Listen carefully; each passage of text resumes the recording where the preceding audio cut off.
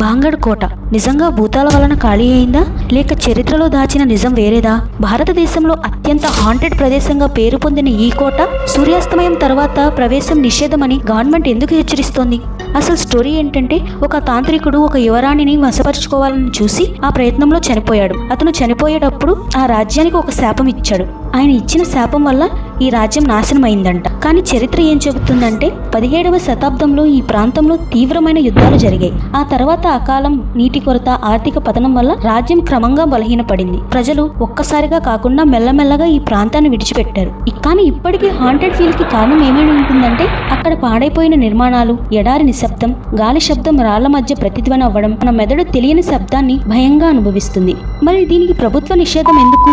రాత్రి సమయంలో అడవి జంతువులు, పాడైన నిర్మాణాల వల్ల ప్రమాదం ఉంటుంది. అలా అని భూతాలు లేవా అంటే అది మీ నమ్మకం మీద ఆధారపడి ఉంటుంది. నిజం మాత్రం భాంగడ్ కోటను ఖాళీ చేసింది ఒక శాపం కాదు, చరిత్ర, యుద్ధం, అలానే ప్రకృతి పరిస్థితులు. ఇప్పుడు చెప్పండి, మీకు ఇంకా ఇది హాంటెడ్ అనిపిస్తుందా, లేక మనమే భయాన్ని సృష్టించుకున్నామా?